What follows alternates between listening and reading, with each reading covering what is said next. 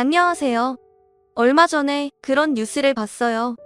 세계 각국의 여성들이 얼마나 남성들과 동등한 자격을 갖고 있는지에 관한 기사였어요. 스치듯 봐서 정확하게 기억은 안 나는데 대충 본 걸로는 북유럽 쪽 여자들이 가장 남자와 차이가 없었던 것 같았어요. 우리나라는 아직 남자에 비하면 한참 모자라대요. 세상이 많이 달라져서 남자는 하늘, 여자는 땅이라던 시절을 벗어나긴 했지만 그래도 아직 남자들이 더 힘이 센 건 분명해요. 우리 딸이 어른이 되면 더 좋아지겠지만 아직은 부족한 건 사실이죠. 여자 입장에선 아쉬운 부분이지만 적어도 저희 집에선 그런 아쉬움을 느낄 이유가 없답니다. 저희 집은 여자들의 파워가 압도적으로 더 세거든요. 시어머니를 필두로 저희 친정엄마 그리고 저와 딸까지 누구 하나 만만한 여자가 없답니다.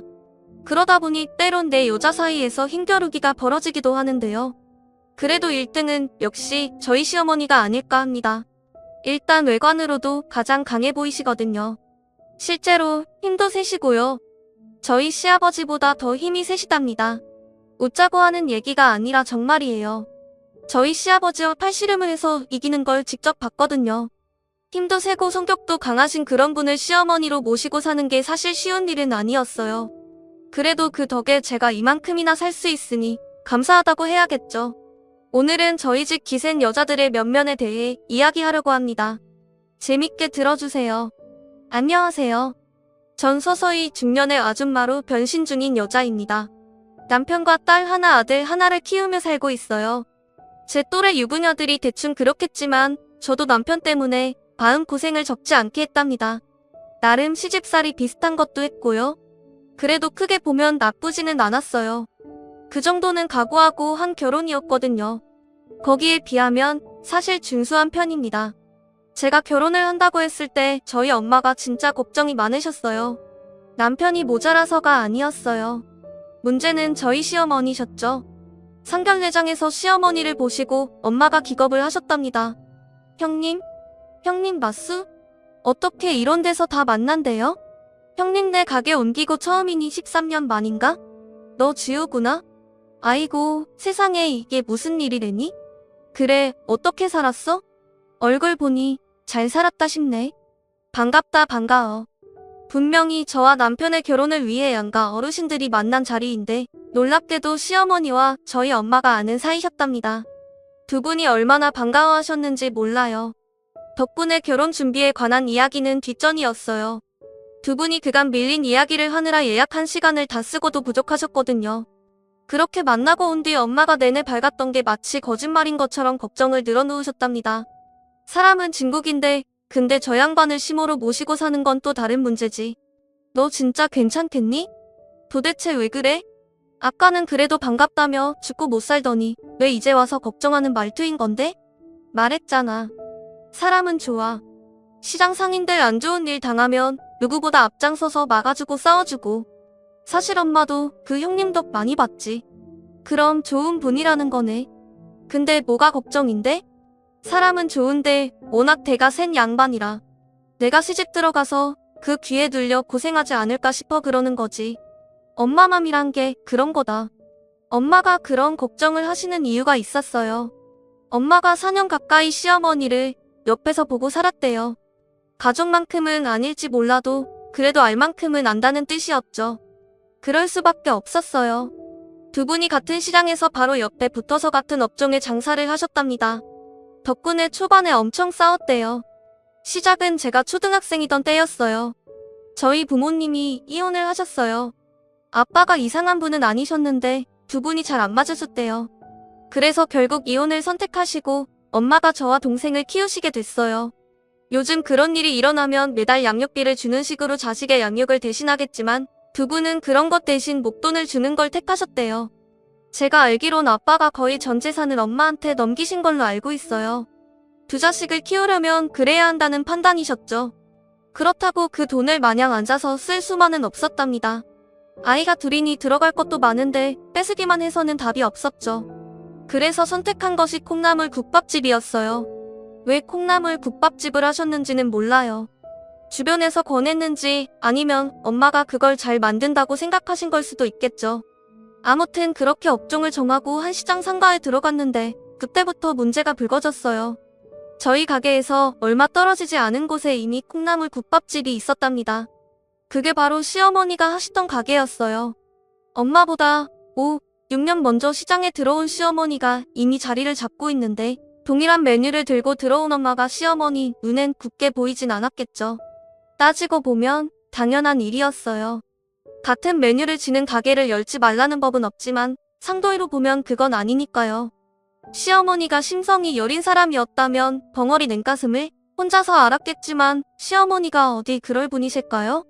하고 싶은 말이라면 일단은 내뱉고 보시는 분인데요.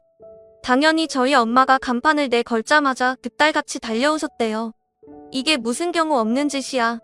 누우면 코 닿을 만한 곳에 콩나물 국밥집이 있는 게 안 보인 것도 아닐 테고.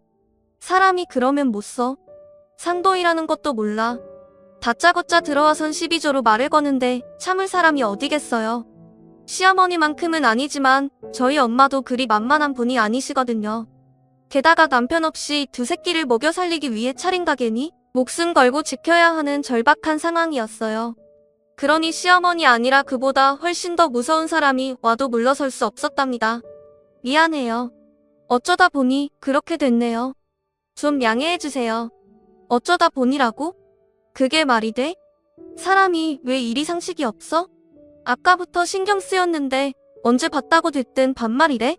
아니 할 말로 이게 법에 걸려 아니면 죽을 짓이라도 되냐고. 시비 걸 거 아니면 조용히 나가. 자기가 먼저 반말을 한 건 있고 엄마가 반말조로 나오니 시어머니가 열이 받으셨대요. 우리나라 사람들이 싸우면 하는 거 있죠. 나이부터 따지는 거요. 이게 어디서 반말이야? 너 몇 살이야? 몇 살이면 왜? 그리고 누가 먼저 반말했는데? 그렇게 시작된 싸움은 결국 말이 아닌 몸이 부딪히는 걸로 바뀌었답니다. 서로 머리채를 잡고 쌍욕을 시전해가며 싸움이 커지자 주변 생인분들이 말려주셨고요. 엄마가 자세한 말은 안 하셨지만 그 싸움의 승자가 누군지는 뻔했을 겁니다. 저희 시어머니가 웬만한 남자보다 더 힘이 강하시거든요. 그러니 엄마가 당해낼 리가 없죠. 그럼에도 엄마는 물러서지 않으셨대요. 그걸 해야 새끼들을 먹여 살릴 수 있으니 물러설 수 있는 일이 아니었죠. 주변 분들이 뜯어 말리긴 했지만 시작부터 그랬으니 두 분 사이가 좋을 수가 없었대요. 한 몇 달 철천지 원수처럼 눈만 뜨면 으르렁 대셨던 이유였습니다. 그러다 두 분 사이에 변화가 생겼대요. 시어머니가 저희 엄마 사정을 알게 된 거죠. 저랑 동생이 자주는 아니지만 가끔 엄마 가게에 갔거든요. 그러면서 엄마가 이혼 혼자서 아이들을 키우는 걸 알게 되시곤 그제서야 마음을 푸셨대요. 그렇다고 시어머니 성격에 금세 곰살맞게 변하시진 않았지만 알게 모르게 저희 엄마를 도와주셨답니다. 한 번은 그런 일도 있었대요. 엄마가 구해온 콩나물이 너무 상태가 나빴대요. 당장 손님들이 올 시간이니 다시 나갈 수도 없고 해서 발만 동동 구르고 있었는데 그걸 아시고는 자신이 가지고 있던 콩나물을 선뜻 건네주셨답니다. 때론 가게를 찾은 진상 손님들에게 시달린 적도 많았대요. 해장을 위해 만들어 파는 콩나물 국밥집이지만 그걸 먹으면서 술을 드시는 분들도 적지 않았어요. 술에 취한 진상들을 상대해 보신 분은 알 겁니다. 말도 안 통하고 억지만 부리는 그런 사람을 여자 혼자서 당해내는 게 쉽지가 않죠. 그럴 때 시어머니가 종종 등장해 엄마를 구해주신 적도 한두 번이 아니었답니다. 그러니 말은 안 해도 얼마나 고마웠겠어요. 그때부터 엄마가 시어머니에게 많이 의지를 하셨대요. 그렇게 언니 동생으로 4년 가까이 지내다 시어머니가 다른 사정으로 가게를 접으면서 인연이 끊어진 거였어요. 그랬던 분을 다른 곳도 아닌 자식들의 상견례장에서 만났으니 얼마나 반가웠겠습니까? 좋은 사람인 건 알지만 그 4년 본 게 있으니 엄마가 걱정을 하셨던 거죠. 더군다나 제가 신혼집을 시댁 2층으로 들어갔거든요. 저도 일을 하니 크게 부딪힐 건 없겠지만 그래도 대가 센 시어머니랑 한 집에 살다 보면 이래저래 부딪힐 수밖에 없다고 생각하신 거였어요. 사실 좀 그렇긴 했어요. 시어머니가 영화나 드라마에 나오는 악질 시어머니와는 전혀 거리가 멀긴 했지만 워낙 성격이 직설적이다 보니 의도치 않게 제가 상처를 받기도 했어요. 처음 몇 년은 그런 걸로 울기도 했습니다. 그래도 시어머니 말이나 행동에 악의가 없다는 걸 모르지는 않았지만요. 아무래도 며느리다 보니 시어머니가 편할 수는 없잖아요. 사람이란 게 자주 접하고 겪다 보면 진심을 알게 되잖아요. 한 몇 년 지나니 시어머니가 어떤 분인지 알게 되더라고요. 저희 시어머니를 단적으로 말하면 불의를 보면 참지 못하는 정의의 사자라고 해야겠네요. 그 잣대는 상대방에게도 적용되지만 당신 자신한테도 그랬어요. 자기가 잘못했다고 생각되면 어린 사람에게도 반드시 사과를 하는 분이었어요. 저한테도 그러셨고요. 그러니 불평을 할 수가 없었어요. 제가 야단을 맞는 일이 있다면 그건 틀림없이 제가 잘못을 한 거였으니까요. 그렇게 몇 년 살다 독립을 하게 됐어요. 처음에는 좋았죠. 뭐가 됐건 시어머니를 매일 대면하지 않아도 되니까요. 근데 좋은 건 몇 달이었어요. 불편한 게 훨씬 많았습니다. 대표적인 게 저희 애들이었어요. 제가 결혼하고 2년 만에 저희 큰딸 효진이를 낳고 새해 후 막내인 영호를 낳았답니다. 저희가 독립하고 얼마 안 돼 뱃속에 영호가 들어섰어요. 아시죠? 임신하면 만사가 귀찮아지는 거요. 남편 밥 차리는 것도 귀찮은데 효진이를 챙기는 게 오죽 힘들었겠어요. 사실 그 전까지는 시아버지와 시어머니가 효진이를 종종 봐주셨거든요. 같은 집에 사니 굳이 부탁드릴 필요도 없었죠. 효진이가 눈 뜨면 1층으로 내려가 놀면 자연스레 두 분이 아이를 봐주시는 거였죠. 근데 독립을 하고 나니 그게 안 되잖아요. 그렇게 서너 달 지나고 나니 점점 더 몸이 무거워졌고 결국엔 감당이 안 됐어요. 결국 방법은 하나였죠. 그래서 다시 들어온다고? 네? 어차피 2층 비어있잖아요. 새 안 놓으신 거 보면 저희 기다리신 것도 같고. 아니야. 사람이 안 구해져서 그런 거야. 근데 너는 그렇다 쳐도 새아기는 괜찮은 거냐? 네? 사실 제가 먼저 들어가자고 이 졸랐어요. 설마 내가 보고 싶어서 그런 건 아닐 테고. 왜? 배부르니 만사가 힘들더냐? 네? 저 혼자서 효진이 감당이 안 돼요. 결국 나보고 효진이 봐달라는 거지? 돈도 안 줄 거면서. 맞냐? 네? 어째 갈수록 뻔뻔해지는 것 같다. 뻔뻔해지는 게 아니고 솔직해지는 거죠. 다 어머니 보고 배워서 그래요. 내가 그런다고? 내가 언제 그랬어? 암튼 정 들어오겠다면 어쩌겠니? 사실 그쯤엔 시어머니가 무섭다거나 하는 생각은 거의 없었어요. 말 그대로 시어머니는 그냥 하고 싶은 말을 하는 그런 사람이었습니다. 솔직하신 거죠. 그렇게 말을 하고 나면 뒤끝 같은 건 일절 없으셨어요. 저도 보고 살다 보니 그게 훨씬 편하더라고요. 보시면 아시겠지만 저도 시어머니한테 그랬어요. 진짜 마음에 안 드는 부분이 있으면 바로바로 말씀드렸죠. 그럼 설령 자신의 생각과 다르다 싶어도 일단은 들어주셨고 제 말이 더 맞다 싶으면 자신의 고집도 꺾을 줄 아는 그런 분이셔서 가능했던 일이었어요. 대표적인 게 수건을 쓰는 법이었죠. 저는 수건을 한 번 쓰면 특별한 일이 없으면 세탁기에 넣는 타입이거든요. 근데 시어머니는 수건 하나로 거의 하루를 쓰시는 편이었어요. 그게 좋을 리는 없죠. 축축한 수건에 세균도 자라고 하니 건강에도 좋을 리 없고요. 제가 그 말씀을 드렸을 때 시어머니가 그러셨어요. 한 번 쓰고 세탁기 넣으면 하루에 10장도 모자라. 그걸 어떻게 감당해? 너희는 그렇게 살아라. 난 내 방식대로 살 테니. 아마 신혼초였다면 시어머니 말을 따랐을 겁니다. 괜히 시어머니 뜻을 거스를 이유는 없었으니까요. 근데 점점 시어머니의 성격을 알게 되고 무서운 것도 사라지다 보니 그대로 보고 있을 수만은 없었답니다. 건강에 안 좋다는 걸 아는데 그걸 보고 있을 수만은 없죠. 그래서 제가 축축한 수건이 건강에 해롭다는 증거 자료를 뽑아서 가져다 드리기까지 했어요. 1층 화장실에 축축한 수건을 보면 세탁기에 집어넣기도 하고요. 당연히 언제부턴가는 시어머니도 저를 따라하시더라고요. 당신도 당신이지만 시아버지나 효진이도 그 수건을 쓰는 상황이었으니 가족들의 건강을 위해서라도 제 말을 따라야 할 수밖에 없다고 느끼신 거죠. 시어머니는 그런 분이셨어요. 모르는 사람이 보면 목소리 크고 무섭기만 한 것처럼 보이지만 실제로는 충분히 합리적이고 아랫사람 의견에도 귀를 기울이시는 그런 분 말입니다. 그러니 제가 다시 들어와 살겠다고 결심을 한 거겠죠. 처음 제가 시어머니 때문에 힘들어하는 걸 본 엄마가 역시 자신의 우려가 맞았다며 걱정을 하셨지만 점차 제가 시어머니와 잘 어울리는 걸 보고는 안심을 하셨습니다. 그러면서 두 분이 어울리는 일이 잦아지셨어요. 아무래도 엄마가 시어머니에게 기대는 편이셨어요. 예전에도 그러셨다고 그랬어요. 어쩌면 엄마한테 시어머니는 남편의 부재를 메우는 그런 게 아니었을까요? 그만큼 든든하고 믿음이 가는 분이셨어요. 비록 사돈으로 맺어지긴 했지만 그 전에는 언니 동생이었으니까요. 시어머니 성격이 사돈이라는 이유로 엄마를 어려워하거나 멀리할 그런 분이 아니셨던 것도 한몫을 했습니다. 모르는 사람들이 보면 두 분은 사돈이 아니라 친자매인 줄 알았을 정도로 왕래가 잦으셨어요. 사람은 같이 있다 보면 닮아가는 법이라더니 두 분이 그러실 줄은 몰랐습니다. 효진이를 학교에 데려다주고 잠깐 일을 보고 들어왔어요. 저희 집 구조가 1층을 거치지 않고 더 올라올 수가 있답니다. 저희 살기 편하라고 약간 공사를 해서 2층으로 통하는 별개의 대문을 만들어주신 때문이었어요. 그래도 1층 소리가 안 들릴 순 없었죠. 원래가 같은 집이니까요. 이상하게 1층에서 사람 소리가 나더라고요. 그것도 한 사람이 아닌 것 같았어요. 특별히 귀를 기울이지 않아서 무슨 소리인지는 몰랐지만 분명히 대화를 주고받는 것 같았습니다. 사실 그 시간이면 집엔 아무도 없어야 했답니다. 시어머니가 시아버지와 같이 가게를 하셔서 출근을 하시거든요. 근데 사람 소리가 들렸어요. 그것도 하나가 아닌 둘이요. 자세히 들어보니 한 분은 시어머니셨어요. 저희 시어머니가 원체 목소리가 크신 분이라 몰라보는 게 더 이상하거든요.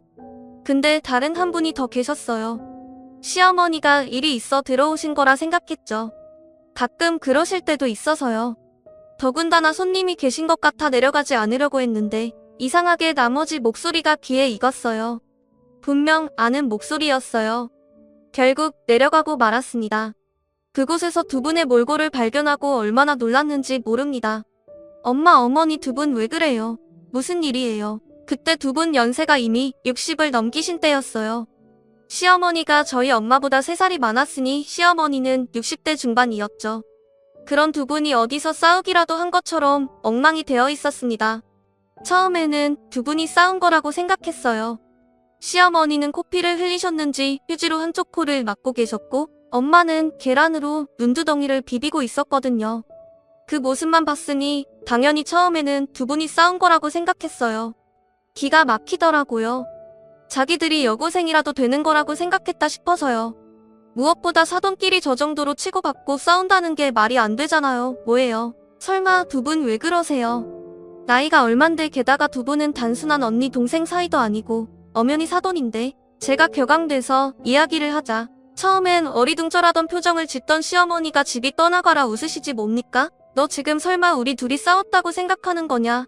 아이고 배야, 우리 둘이 싸웠으면 내가 이럴까? 이 엄마만 난리 났겠지 뭐래요. 오늘 보니 형님도 옛날 같지 않더구만. 내가 그녀 머리채를 휘어잡지 않았으면 형님 쌍코피였어요. 쌍코피는 무슨 그래도 젊은 게 좋더라. 코피가 문제가 아니라 허리가 문제인 걸. 아까 자네한테 그년이 들이받겠다는 걸 막으면서 허리가 문에 부딪혔잖아. 그러게 나이 생각 좀 하라니까. 어디 봐요. 파스라도 발라야 하지 않을까. 두 분이 무슨 말씀을 하시는지 모르겠더군요. 그래도 일단 두 분이 서로 싸운 건 아니지 싶대요 하시는 걸로 봐선 다른 누군가랑 싸우신 거였어요. 그게 뭐였건 그 나이에 싸움질이라는 건 말도 안 되는 거였죠. 도대체 이게 무슨 일이에요. 그게 넌 몰라도 된다. 두 분이 이러고 오셨는데 어떻게 그래요. 보아 안에 누구한테 맞고 오신 것 같은데 저라도 나서야죠. 누구예요? 누가 이랬는데요. 저 답답해요. 내가 가서 뭘 어쩌려고? 왜 그년 머리채라도 잡고 올래? 누군지 몰라도 할 수 있으면 그래야죠. 감히 누구라서라. 우리 둘도 이 모양인데 내가 가면 진짜 큰일 난다 생각만이라도 고맙다. 지금 웃음이 나세요. 웃음이 나지. 그래도 본때는 보여줬으니 그래 어차피 너도 알게 될 테니 말해주는 게 맞지. 정말 어이가 없는 일이었어요. 글쎄 시아버지가 바람을 피우셨답니다. 나이가 이른이 가까운 분이 바람이라는 게 말이 될까 싶었는데 정말 그랬대요. 최근 들어 1층이 좀 시끄럽긴 했어요. 그래봐야 시어머니 목소리만 들린 거지만 아무튼 그랬어요. 그게 시아버지의 바람을 눈치챈 시어머니가 화를 내셔서 그랬던 거였답니다. 그 연세에 바람을 피우신 것도 놀랍지만 그걸 갖고 불같이 화를 내신 시어머니도 대단하다 싶었어요. 전 저 나이쯤 되면 저희 신랑이 바람을 피워도 믿기지도 않을 것 같았거든요. 근데 시어머니는 아니셨나 봐요. 시아버지를 몰아붙여 불륜녀를 확인하고 거길 쳐들어가시기까지 했으니까요. 거기까지는 그렇다고 쳐요. 근데 엄마까지 따라간 건 정말 그랬어요. 두 분의 무용담을 다 듣고 나서 엄마를 끌고 2층으로 왔습니다. 시어머니한테야 그럴 수 없지만 엄마한테는 잔소리를 해야겠거니 싶어서요. 잘하셨네요. 도대체 무슨 생각으로 거길 따라가셨어요? 그리고 시어머니가 그러시더라도 엄마 말렸어야지. 어떻게 엄마까지 그래? 처음에는 그러려고 했어. 내 시모가 전화와서 바깥 사돈 바람 얘기를 할 때만 해도 따라갈 생각도 없었고, 근데 그 여자가 족반 화장식으로 나오더란 얘기를 들으니 그 상판이 궁금해지지 않겠니? 뭐 따라가도 이야기만 할 줄 알았지. 근데 그년이 오히려 자기 잘못한 게 없다면서 고개 빳빳이 쳐드니 열이 안 받아? 아무리 그래도 엄마가 그럴 이유는 없었잖아. 머리채를 쥐어뜯던 주먹을 날리던 시어머니가 하실 일이지 그러려고 했다니까? 내가 내 시어머니를 몰라? 젊었을 땐 시장의 남자 상인들이랑 힘을 겨뤄도 괜찮던 사람이야. 그래서 안심하고 있었지 보니 그 여자 몸도 호리호리하고 해서 내 시모가 단숨에 제압할 줄 알았는데 나이가 무섭긴 하더라. 오히려 내 시모가 밀리잖아. 그걸 보니 나도 모르게 그만 잘하셨네. 이왕 싸울 거면 이기기라도 하지. 그게 뭐야?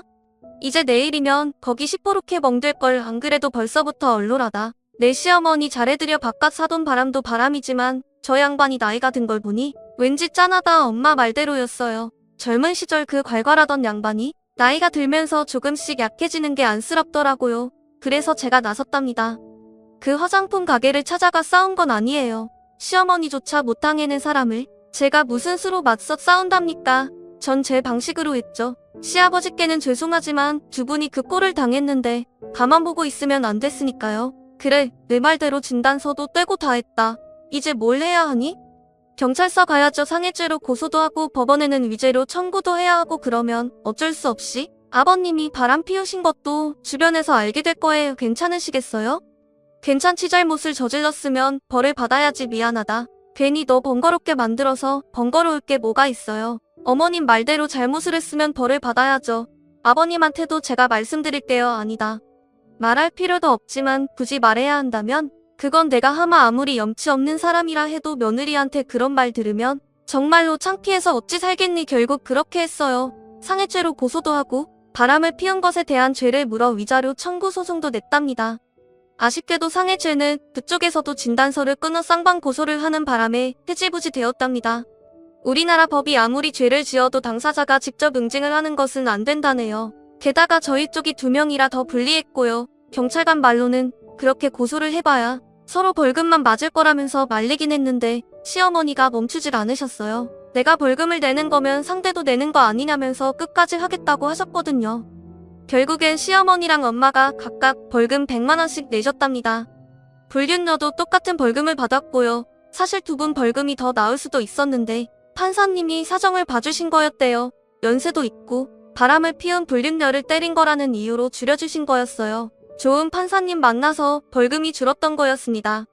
대신 위자료 청구 소송에선 500을 받았어요. 그 돈으로 두 분 벌금 내고 나니 300이 남대요. 엄마 말씀대로 어머니가 가지셔야죠. 왜요? 그냥 갖고 있기 그러세요? 아무래도 그런 눈치셨답니다. 불륜녀한테서 받은 돈이니 계속 가지고 있기 그러셨나봐요. 그래서 택한 게 쇼핑이었어요. 저희 세 여자 평소에는 가지도 않는 백화점으로 가서 다 써버렸답니다. 백화점이 워낙 고가의 상품들이 많아서 그런지 크게 쓸 것도 없었어요.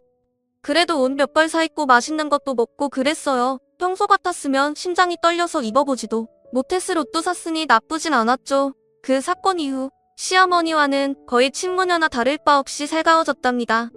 원래 힘든 일을 겪고 나면 끈끈한 전우애 같은 게 생긴다잖아요. 저희가 그랬어요. 사건 이후. 안 그래도 목소리 내기 힘들었던 시아버지는 더더욱 꼬리를 말고 살 수밖에 없었답니다. 당신이 지은 죄가 워낙 막중하니 그럴 수밖에 없었어요. 그래도 그쯤에서 마무리된 게 다행이었어요. 솔직히 저 걱정을 많이 했거든요. 시어머니 성격에 당장에 이혼을 한다실 줄 알았습니다. 그래도 그러진 않으셨어요. 아무리 요장부라고 해도 남편한테는 어쩔 수 없는 부분이 있었나 봐요. 나중에 안 거지만 시아버지가 이미 그런 전과가 있으신 분이었대요. 젊은 시절 두어 번 더 그러셨다지 뭡니까? 그때도 어쨌든 용서를 해주셨대요. 제가 아는 시어머니라면 안 그러셨지 싶은데 역시 부부 일은 부부들만 안다는 말이 그런 건가 보더라고요. 그 일을 겪으면서 저라면 어땠을까 하는 생각을 했어요. 쉽게 결론이 안 나대요. 부부간의 신의를 저버렸으니 당장 이혼을 한다고 해도 이상하지 않을 것 같긴 했지만 막상 아이나 주변 사람 시선을 생각하니 무턱대고 이혼을 할 수도 없을 것 같기도 했어요. 무엇보다 남편은 그런 일을 할 사람이 아니라는 거라니 그런 생각을 하는 게 무슨 가치가 있나 싶기도 했고요. 열길 물속보다 알기 어려운 게 한길 사람 속이라는 옛말이 있다는 걸 전 미처 몰랐던 거였습니다. 그래도 그럴 수밖에 없었어요. 세상 모든 여자들이 다 저처럼 생각할 거예요. 다른 남자들은 몰라도 내 남자는 절대로 바람을 피우지 않을 거라는 어리석은 확신을 하고 살잖아요. 사실 그건 확신이라기보다는 바람에 가까운 거긴 하지만요. 그게 뭐였건 전 그런 일을 안 당하고 살 거라고 생각했어요. 그러니 남편이 무슨 짓을 하고 돌아다녀도 태평천하였던 거였어요. 수시로 회사에서 출장을 가도 당연히 우리 남편이 능력자여서 회사 일을 혼자 다 한다고 생각했던 거였고, 또 주말만 되면 골프니 뭐니 하면서 분주히 돌아다녀도 집 마누라랑 새끼들 먹여 살리느라 쉬지도 못하는 거구나 한 거겠죠. 따지고 보면 제가 너무 풀어준 때문일지도 몰랐습니다. 원했든 아니든 자식, 특히 아들은 아버지를 닮는 경우가 많다잖아요. 유전자의 힘 말입니다. 외적인 것뿐만 아니라 성향이나 특성 같은 것도 닮는 법이거든요. 저희 영우 커가면서 하는 짓이 꼭 남편을 닮아가는 걸 보면서도 전 시아버지 행동을 남편이 따라할 거라고는 생각 안 한 게 멍청한 거였어요. 제가 그린 천하태평이었던 게 시어머니 눈에는 조금 위험해 보였나 봐요. 상진이는 아침부터 또 나가더라. 아침에 차 소리 나던 게 상진이 맞지? 네, 오늘 춘천에 골프 약속 있대요. 부장 달고부터는 툭 하면 골프 약속이네요. 어떻게 된 사람이 평일보다 주말이 더 바빠요. 애들이랑 가족 여행 가본 게 언제인지도 모르겠어요. 열심히 사는 것도 좋긴. 가족이 먼저인데 쟤 혹시 한눈 팔고 그러는 건 아니겠지? 한눈이요? 설마 지금 어머님 생각하시는 게 남자는 숟가락 들 힘만 있어도 한눈 파는 족속이라잖니? 너도 봤잖아. 네 시아버지 몇 년 전에 무슨 일 벌였는지. 아이고 나 참 누가 보면 어머니가 제 친정엄마인 줄 알겠네. 어머니 아들이에요. 세상에 어떤 엄마가 자기 아들 바람 피울 수도 있으니 단돌이 좀 하라고 며느리한테 그럴까. 진짜 우리 어머니 못 말린다니까. 아들이건 며느리건 그게 뭐 중요하간디. 나한테는 저놈도 너도 다 내 자식인데 어떤 놈이 됐건 그놈 눈에 피눈물 흐르는 건 못 본다. 조심해서 나쁠 건 없잖니. 그러니까 너도 잔소리도 좀 하고. 그래. 아이고 진짜 갈수록 걱정 만드시네. 진짜 우리 어머니 늙어가나 보다. 그러지 마세요. 막 서글퍼질라 그러잖아요. 안 되겠다. 오늘 점심엔 어머니 좋아하는 쇠고기 먹어야겠다. 그래야 먹고 힘내서 쓸데없는 걱정 안 하지. 쇠고기 좋으시죠? 쇠고기 이것이 요샌 시어미가 만만해 보이지. 예전엔 내가 인상만 구겨도 덜덜 떨었는데 제가 그랬다고요? 설마요. 어쩌면 그때부터 시어머니는 뭔가 낌새를 치신 건지도 모릅니다. 그래서 며느리인 저한테 슬며시 기띔을 해주신 것일 수도 있겠죠. 그게 아니라면 촉 같은 거였겠죠. 정확히 물증은 없지만 뭔가 찝찝한 감 같은 거요. 시아버지가 그러시는 걸 보고 겪으면서 그런 쪽에 감이 생기신 걸지도 몰랐어요. 근데 저는 아니었죠. 남편이 그럴 거라고 생각하지도 않았고 그런 낌새도 없었으니까요. 제가 무딘 여자라서 그런 게 아닙니다. 남편과 그 여자는 정말로 철두철미했어요. 제가 눈치챌 그 어떤 흔적도 남기지 않았으니 제가 당할 수밖에 없었답니다. 우리 둘째가 남편의 휴대폰을 물에 빠뜨리지 않았다면 전 끝까지 몰랐을 거예요. 어느 주말이었어요. 간만에 아무 약속도 없던 남편이 하루 종일 소파에 뒹둥거리다가 사우나를 한다고 집을 나섰어요. 그러다가 핸드폰을 깜빡하고 갔습니다. 어느 때라면 언제 회사에서 연락이 올지 모른다면서 항상 들고 있었는데 그날은 주머니에서 빠진 걸 몰랐던 모양이었어요. 사실 그래봐야 무슨 일이 있겠습니까? 주말 한두 시간 핸드폰을 확인 안 한다고 큰일이 날 이유도 없죠. 저도 남편의 핸드폰을 보고도 아무 느낌이 없었고요. 근데 애들은 아니죠. 지 누나는 핸드폰을 사주면서 왜 자긴 안 사주냐던 둘째 놈이 아빠가 핸드폰을 소파에 두고 간 걸 보고는 잽싸게 들고 갔답니다. 보나 마나 게임을 하기 위한 거였죠. 남편의 폰과 제 폰에 자기가 하던 게임을 깔아놓고 하루에 30분씩 게임을 했거든요. 물론 정해진 시간은 그게 전부였습니다. 애들 게임은 요즘 부모들에겐 최악의 적이니까요. 그래서 언제나 툴툴대지만 어쩔 수 없는 일이겠죠. 혹시나 제가 보면 못하게 할 게 뻔하니 그걸 들고 화장실로 숨었답니다. 제 눈이 안 닿는 곳이 거기니까 그런 거겠죠. 근데 시간이 너무 걸리니 효진이가 퇴근을 했답니다. 화장실이 급한데 둘째가 나오지 않으니 난리를 부렸나 봐요. 그래서 문을 열다가 실수로 변기에 남편의 핸드폰을 빠뜨렸고요. 사실 별일 아니었어요. 요즘 나오는 핸드폰 대부분은 방순이 물에 빠진다고 해도 별 문제가 아니거든요. 엄마, 영우가 아빠 핸드폰 변기에 빠뜨렸어. 딸이 그걸 보고 신난 듯 저를 부르대요. 얼른 가봤더니 둘째가 잔뜩 기죽은 표정으로 핸드폰을 들고 있었습니다. 뭘 했는지는 안 봐도 알 일이 없죠. 너 또 엄마 몰래 게임했지? 그러면 돼. 안 돼, 안 돼. 이런 일 생기면 어떻게 하는 줄 알지? 너 이번 주 동안 게임 못하는 거다, 엄마.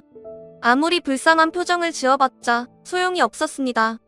그런 룰을 지키지 않으면 자기만 손해라는 걸 확실히 알아야 했으니까요. 그러니 아들도 더 이상 항의를 하지 않았던 거죠. 근데 남편은 애도 아닌데 그걸 몰랐던 건가 봅니다. 사실은 몰랐던 게 아니죠. 아들이 핸드폰을 들고 화장실에 숨는 것으로 제 눈을 피할 수 있다고 생각한 것처럼 남편도 제 눈을 피해 나쁜 짓을 저지를 수 있다고 믿은 거였습니다. 그러나 그게 어디 가능하답니까? 세상엔 영원히 감출 수 있는 비밀은 없는데요. 아들의 손에서 빼앗은 남편의 핸드폰을 열심히 닦았어요. 아무리 방술하지만 변기에 빠졌으니 안 닦을 수가 없었습니다. 그때 핸드폰이 반짝였어요. 문자 메시지가 수신되었다는 알림이었죠. 제가 특별히 남편 폰을 들여다보는 사람은 아니지만 그렇게 오는 것까지 나 몰라라 할 수는 없었습니다. 그 문자를 확인하는 순간 정말로 손이 떨려서 핸드폰을 떨어뜨릴 뻔했습니다. 알지? 언제 나처럼 이 메시지는 10초 후에 삭제하는 거 괜히 걸려서 경치지 말고 진짜 나처럼 자기 생각해주는 여자 없다니까? 40년 이상을 살면서 단언컨대 그 순간만큼 놀랐던 적은 없었습니다. 단 한 번도 의심하지 않았던 남편의 배신을 직접 눈으로 목격하는 것만큼 더 놀라운 일이 또 뭐가 있겠어요. 심장은 쿵쾅대고 호흡은 가빠졌습니다. 다리에 힘이 풀려서 서 있기조차 힘들 지경이었습니다. 마냥 그렇게 바보처럼 있을 순 없었어요. 언제 남편이 돌아올지 모르는 상황이었기 때문이었죠 생각하고 또 생각했습니다. 당장 핸드폰을 남편에게 들이밀고 추궁하는 것이 나은지 아니면 좀 더 확실한 증거를 찾는 것이 유리할지 말입니다. 일단은 그 문자를 사진으로 찍어두는 것부터 시작했어요. 저희 엄마랑 시어머니가 그토록 좋아하던 막장 드라마를 어깨너머로 본 것이 적잖이 도움이 되었습니다. 그런 걸 보면 남편의 불륜을 보고도 태연하게 행동하는 여자들이 넘쳐났으니까요. 제대로 된 증거를 잡기 전까지는 세상 다정한 아내를 연기하는 그 여자들의 목적이 물론 대부분보다 많은 일자료를 받기 위한 연극이라는 게 저와 다른 거였지만요. 사실 무서운 게 더 컸습니다. 제가 그 문자 메시지를 증거로 남편을 추궁하는 순간 저도 모르게 남편과의 이혼을 언급하게 될지도 모른다고 생각했어요. 이혼을 할 수도 아닐 수도 있지만 그래도 그런 식으로 끝나는 건 아니라고 생각했습니다. 그래서 돌아온 남편 앞에서 아무렇지 않은 척 연기를 했던 거예요. 그래도 진정이 안 되는 건 어쩔 수 없더군요. 나태지가 뭐 좀 갖다 달래 잠깐만 갔다 올게 저녁은 애들이랑 짜장면 시켜 먹어. 미안 계속 남편을 보며 연극을 할 자신이 없었어요. 그래서 친구 핑계를 대고 집을 나섰답니다. 근처 카페에 자리를 잡고 생각을 정리해 보려고 했었어요. 인터넷에 불륜 남편 대처법이란 글자를 썼다 지우기 수십 번 반복했지만 여전히 답을 찾을 수 없었어요. 어디는 이혼을 하라고 그러고 또 어디는 한 번만 봐줘라 그러대요. 공통적인 것이 있다면 제대로 된 증거를 찾기 전까지는 남편에게 내색을 하지 말라는 것이었습니다. 그런 글을 봤거든요. 자기도 남편의 불륜을 알고 놀라서 응급결에 남편을 족쳤는데 남편이 끝끝내 발뺌을 했대요. 덕분에 합증도 없이 남편을 의심한 의부증 환자로 몰려 정작 이혼을 할 때는 위자료를 제대로 받지 못했다면서요. 그 여자가 마지막으로 당부하듯 이런 말을 남겼어요. 설령 남편이 불륜녀와 옷을 벗고 누워있는 장면을 보았대도 자기만 알고 있는 건 아무 소용이 없어요. 무조건 사진을 찍고 동영상을 녹화하는 것부터 하세요. 증거 없이는 당신이 이길 수 있는 방법은 없으니까요. 분하고 화가 나도 최대한 냉정을 유지하세요. 그러지 못했던 바보가 바로 저입니다. 솔직히 무슨 뜻인지는 알겠더라고요. 근데 머리로 아는 것과 가슴으로 느끼는 건 별개잖아요. 남편의 불륜을 확인한 상황에서 그 여자의 말대로 냉정을 유지하는 게 가능하기는 한 걸까요? 다른 분은 모르겠지만 저는 그게 잘 안 됐어요. 무엇보다 증거를 확보하라는데 제가 무슨 수로 그걸 할 수 있겠습니까? 남편의 뒤를 미행할 수도 없고 그렇다고 흥신소 같은 데다 의뢰를 할 수도 없는데요. 제가 본 문자처럼 남편은 모든 증거를 그 즉시 삭제하는 용의주도한 사람이었어요. 그러니 증거라고는 제가 찍어놓은 그 문자 하나가 전부였어요. 아니 할 말로 남편이 발뺌을 해버리면 어쩔까 싶대요. 잘못 보내진 거라고 하면서 말입니다. 거기엔 남편의 이름도 없었고 저장되어 있지도 않은 번호였으니까요. 그런 식으로 회피해버리면 충분히 의심을 벗어날 수도 있는 상황이었답니다. 아무런 답도 찾지 못한 채 하루하루 시간을 보내니 정작 괴로운 건 저였어요. 밥을 먹어도 모래를 씹는 기분이었고 잠을 자도 깊은 잠을 잘 수가 없었답니다. 사람이 말라간다는 게 그런 거였어요. 제 몸 안에서 수분이 빠져나가는 기분이었어요. 그대로 계속되면 언젠가는 미라가 될 것 같은 기분 말입니다. 사람이 그 정도면 주변에 있는 누군가가 알아채기 마련이죠. 저 같은 경우라면 남편이 그래야 했습니다. 근데 남편은 저 따위를 살필 시간이 없었나 봐요. 당연하겠죠. 그 여자에게 푹 빠진 사람이 저를 신경이나 썼겠어요. 제게 시어머니가 계셨다는 게 그때보다 더 반가운 때가 없었습니다. 너 어디 아프니? 얼굴이 왜 그러니? 잠은 잔 거야? 시어머니가 제 모습을 보시고는 그리 물어오셨어요. 그것만으로도 너무 감사했습니다. 전 아무도 모를 줄 알았거든요. 남편도 모르는데 누가 알아주겠어요. 근데 안 그랬어요. 그래서 눈물이 났습니다. 세상엔 저를 봐주고 걱정해주는 사람이 있다는 생각 때문이었나 봐요. 얘가 왜 이런다니? 너 진짜 아픈 거니? 열은 없는데 걱정스런 표정으로 제 이마에 손을 가져다 대시는 시어머니에게 그냥 안겼습니다. 어떻게라도 위로가 필요했거든요. 점점 그래 울어 무슨 일인지는 모르겠지만 올 일이라면 그래야지. 제 등을 토닥여 주시는 통에 더 눈물이 났어요. 좋긴 식구는 그러고 있었나 봐요. 얼마나 울었던지. 시어머니의 티셔츠가 색이 변해질 정도였답니다. 너 아픈 건 아니고 말해봐라. 무슨 일인데? 말을 하고 싶은데 쉽게 입이 떼지지를 않았어요. 아무리 공명정대한 분이시라 해도 자기 아들의 일이었으니까요. 혹시라도 제가 말을 했는데 남편 편을 들어주면 그때 못 견딜 것 같았거든요. 그래서 망설였어요. 제 얼굴에 망설임이라고 적혀 있었을까요? 말해. 무슨 일이든 말해. 그래야 내가 괜찮아져. 엄마가 도와줄 수 있는 거라면 도와줄 거고 그게 안 된다면 최소한 같이 아파해 줄 수는 있지 않겠니? 맞습니다. 시어머니는 그런 분이셨어요. 그게 아니라고 해도 어쩔 수 없었어요. 혼자서 계속 아파하다가 말라 죽을지도 모른다 싶었으니까요. 저 혼자라면 그래도 좋았겠지만 제겐 아이들이 있었답니다. 그러니 어떻게든 그런 일은 피해야만 했어요. 정말이야? 정말로 상진이 놈이 그랬어? 시어머니 역시 저처럼 쉽사리 믿을 수 없어 하는 눈치셨습니다. 그래서 무서웠어요. 시어머니가 남편의 편을 들어 오히려 저를 몫을 며느리로 몰아가면 어쩌나 싶었어요. 그래서 제가 찍어놓은 남편의 문자 메시지를 보여드렸답니다. 이 썩을 놈 지혜비가 하는 짓을 봤으면서 어떻게 이런 짓을 바보 같은 거 사. 이런 일이 있으면 당장 그놈 머리채를 잡았어야지. 욕을 하든 때리든 했어야지. 잘못한 건 그놈인데 왜 내가 혼자 말라가니 무서워서요. 어머니 저 어떡해요? 어떡하긴 뭘 어떡해. 당장 그놈 무릎 꿇리고 족쳐야지. 그러면요? 그리고 나서는요? 저 그 사람이랑 헤어져요? 아니면 용서해줘요? 저 모르겠어요. 어머니처럼 아버님 용서해줄 수 있을지 자신이 없어요. 솔직한 심정이었습니다. 그래서 더 망설인 거였어요. 용서를 할지 혹은 이혼을 할지 결정했다면 차라리 뭐라도 할 수 있었을 겁니다. 근데 그 결심이 서지 않으니 이도저도 못한 거였어요. 그래 내 맘 안다. 내가 처음 내 시아버지 바람났을 때 꼭 지금 너처럼 이랬어. 하루에도 수백 번 생각이 바뀌니? 내 맘인데도 내 맘처럼 안 되더라. 괜찮아. 내가 뭘 하건 난 내 편이다. 아무리 내 아들이라고 해도 죄를 졌으면 벌을 받는 게 옳아. 내 말 무슨 말인지 알지? 시어머니는 놀랍게도 아들인 남편 대신 저를 응원해 주셨어요. 뭔가 든든한 뺏기 생긴 기분이었달까요. 그래서 조금이나마 생각을 정리할 수 있었습니다. 이 글을 보시는 분들이 뭘 하실지 모르지만 한 번은 남편을 용서해 주자 싶어지더라고요. 바보 같다고 생각하실지 모르지만 애들을 생각하면 그러지 않을 수가 없었어요. 부모의 잘못 때문에 애들이 상처를 받는 경험은 제가 이미 해봐서 알거든요. 저희 부모님 이혼하신 후 제가 말을 안 해서 그렇지 솔직히 많이 힘들었어요.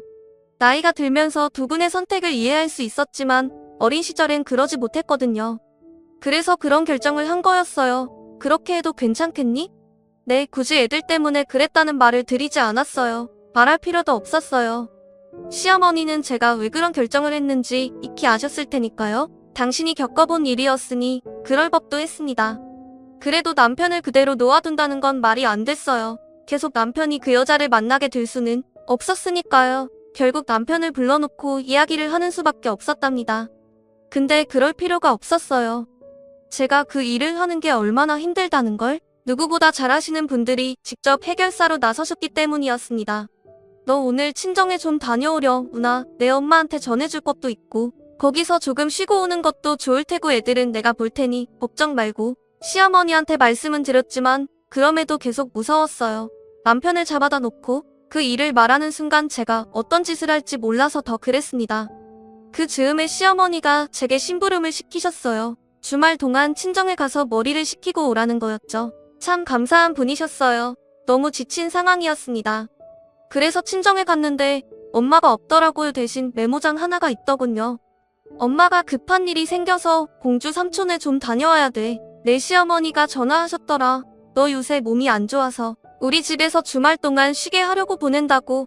엄마가 너 맛있는 거 챙겨주려고 했는데 삼촌의 일이 미룰 수 없는 일이라 어쩔 수 없구나. 엄마 없어도 편히 쉬었다가 밥 같은 거 할 생각 말고 배달시켜 먹고 엄마 내일 와서 배달했는지 살필 테니 딴 생각 말고 엄마 다녀올게 전화로 해도 될 것을 굳이 메모까지 남겨놓으신 게 이상했지만 그럴 수도 있죠. 시어머니의 당부도 그렇고 엄마의 메모도 그랬으니 정말 쉬려고 노력했어요.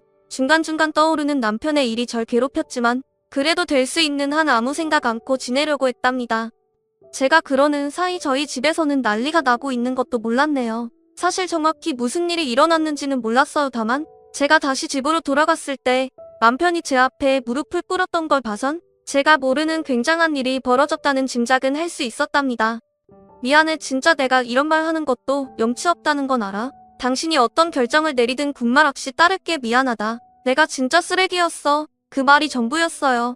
남편은 자신의 불륜을 내게 고백하고 제 처분만 기다리는 모습을 보여줬습니다. 어떻게 해서 그 관계가 시작됐는지 얼마나 오랜 관계인지도 말하지 않았어요. 저 역시 묻지 않았습니다. 들어봤자 마음만 아플 얘기였으니까요. 내가 어떤 결정을 내려도 괜찮다는 거지?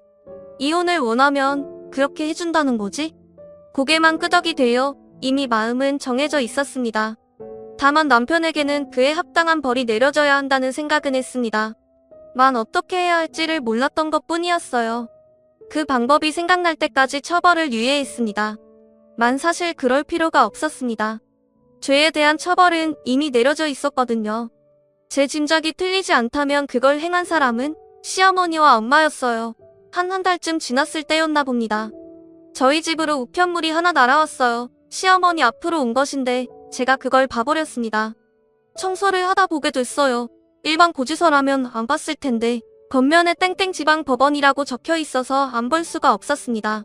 거기에 시어머니의 이름이 있었고요. 가택침입 및 기물 파손에 대한 혐의로 벌금 300만 원의 약식 기소되었다는 내용이 더군요. 당 약식 명령 고지서를 받은 날로부터 7일 이내에 피고인, 그러니까 저희 시어머니 외 1위는 정식 재판을 청구할 수 있다는 내용이었습니다. 뭔가 머리를 세게 두드리는 느낌이었어요.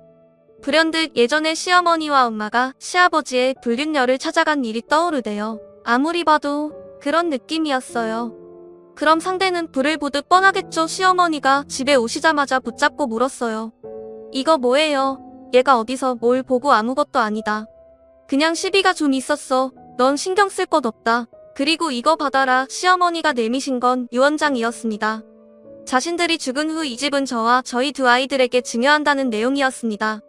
정작 자신의 아들인 남편은 제외되어 있더군요. 어머니 이게 뭐예요? 뭐긴 유언장이지 잘 갖고 있어. 그 몹쓸 놈이 정신 차리지 않는 이상 이 유언장이 고쳐질 일은 없을 거다. 그 놈도 동의한 거니까 그리 알고 모든 게 명확해지대요. 시어머니와 저희 엄마가 또 사고를 치신 거더라고요. 그리고 남편에게는 그런 식으로 음포를 하셨고요.